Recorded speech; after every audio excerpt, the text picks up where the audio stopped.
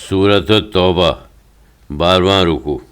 جہاں ان لوگوں پر جو مقدرت کے باوجود جہاد سے بھاگتے ہیں اللہ کی لعنت ہے، وہاں ان مجبوروں پر جو طبعی ضعف یا سواری نہ ہونے کی وجہ سے جہاد میں شریک نہ ہو سکیں اور جہاد میں شریک نہ ہونا ان پر بار گزرے، ان کو اللہ کی طرف سے رخصت ہے اور ان سے بھی بخشش اور رحم کا وعدہ ہے۔ اس رکوع میں 10واں پارہ ختم ہوتا ہے۔ رکوع میں منافقین کی حالت کا بیان جاری ہے۔ چونکہ اسلام کو سب سے بڑا خطرہ نفاق ہی سے تھا، اس لیے بہانہ باز اور منافقین کی حالت، ان کی پہچان، ان کی ہیلہ بازی اور اس کی سزا نہایتی وضاحت کے ساتھ بیان کی گئی ہے کہ مسلمان ہر دور میں ان آیات سے عبرت لیں اور نفاق کے تصور سے ان کے دل کانپ جائیں۔ یہ منافقین صرف اہل مدینہ میں ہی نہیں بلکہ دیہاتیوں اور صحرا نواردوں میں بھی موجود تھے۔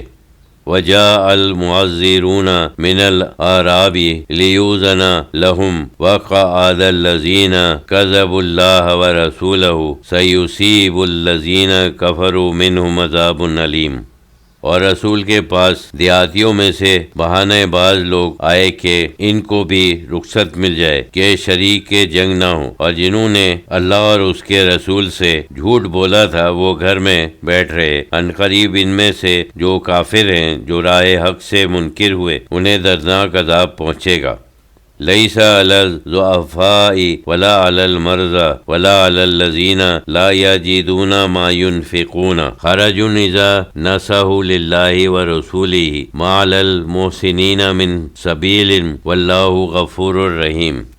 نہ تو ضعیفوں پر گناہ ہے اور نہ مریضوں پر، اور نہ ان لوگوں پر جن کے پاس خرچ کرنے کو کچھ نہیں کہ وہ جہاد میں شریک نہ ہوں۔ ایسے لوگ جہاد کے متکلف نہیں بشرطے وہ اللہ اور اس کے رسول کے خیر خواہ ہیں۔ ایسے پاک دل، پاک عمل، نیکوکاروں پر کسی طرح کا الزام نہیں، اور اللہ تو بڑا بخشنے والا مہربان ہے۔ وَلَا عَلَى الَّذِينَ إِذَا مَا عَاتُوكَ لِتَحْمِلَهُمْ قُلْتَ لَا أَجِدُ مَا أَحْمِلُكُمْ عَلَيْهِ تَوَلُّوا وَأَعْيُنُهُمْ تَفِيضُ مِنَ الدَّمْعِ حَزَنًا أَلَّا تَجِدُوا مَا يُنْفِقُونَ۔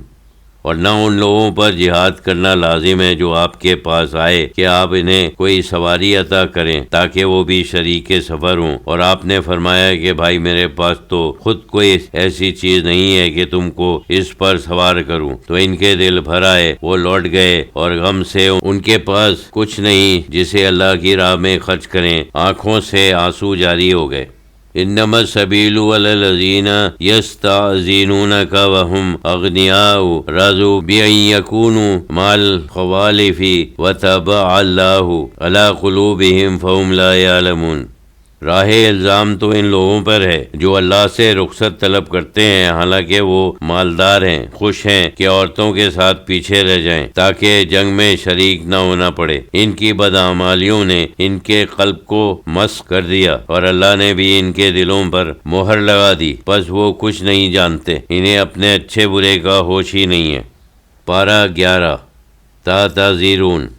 10ویں پارے کے آخری رکوع میں منافقین کا ذکر تھا۔ یہ اسی 12ویں رکوع کی بقیہ آیتیں ہیں جن میں منافقین کی ہیلہ بازیوں کا بیان جاری ہے۔ غزوہ تبوک میں منافق بیٹھے رہ گئے اور طرح طرح کے بہانے کیے۔ تبوک سے واپسی پر بھی جب مسلمان واپس ہوئے تو اللہ نے اپنے رسول کو باخبر کر دیا کہ منافق پھر بہانے بنائیں گے اور غزوہ تبوک میں شریک نہ ہونے پر طرح طرح کی مجبوریوں کا اظہار کریں گے تاکہ ان کو آپ معذوری سمجھیں۔ یہ سب ان کا فریب ہوگا، چنانچہ ایسا ہی ہوا، اور رسول اللہ صلی اللہ علیہ وسلم نے ان 70 آدمیوں کو ہٹا دیا اور فرمایا کہ تم منافق ہو، اذیت نہ پہنچاؤ، تمہاری آئندہ زندگی تمہارے اعمال سے جانچی جائے گی۔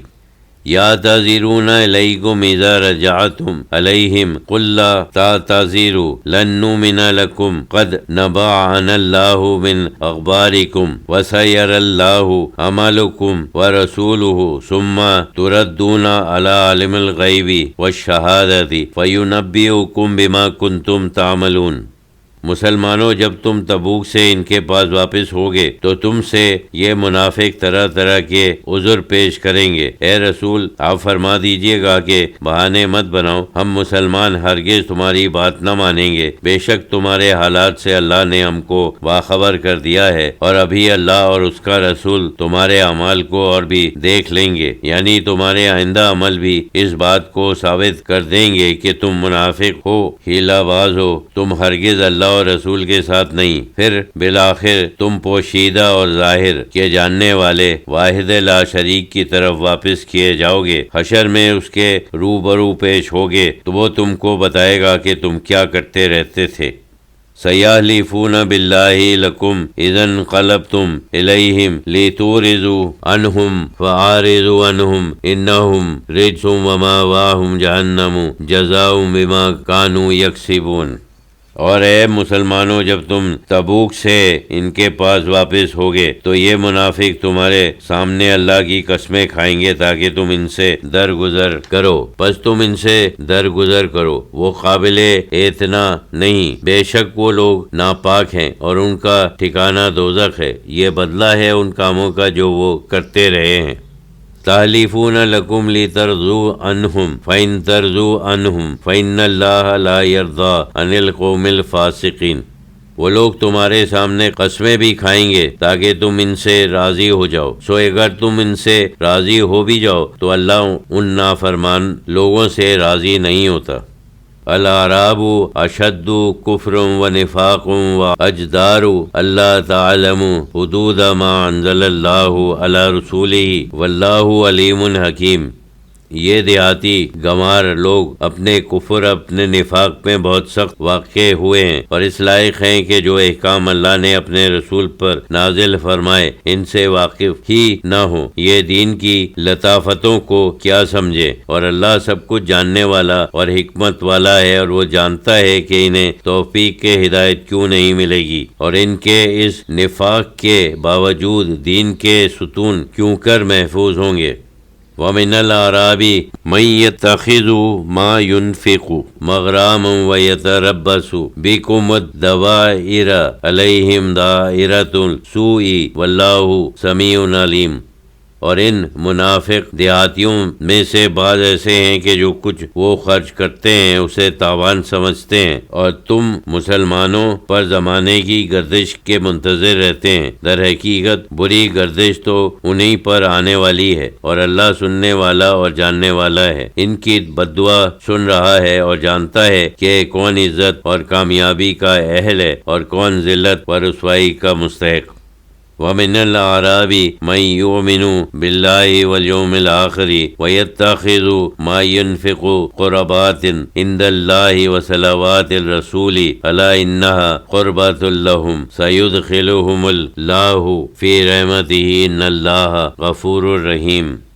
اور دیہاتیوں میں سے بعض وہ ہیں کہ اللہ پر اور قیامت کے دن پر ایمان لاتے ہیں اور اپنے خرچ کرنے کو، اپنی خیرات کو اللہ کے قرب اور رسول کی دعاؤں کا ذریعہ سمجھتے ہیں، سو بے شک وہ خرچ کرنا ان کے لیے قرب ہی کا موجب ہے، ان قریب اللہ ان کو اپنی رحمت میں داخل کرے گا، یعنی رسول کی دعاؤں میں انہیں شامل کر دے گا، بے شک اللہ بخشنے والا مہربان ہے۔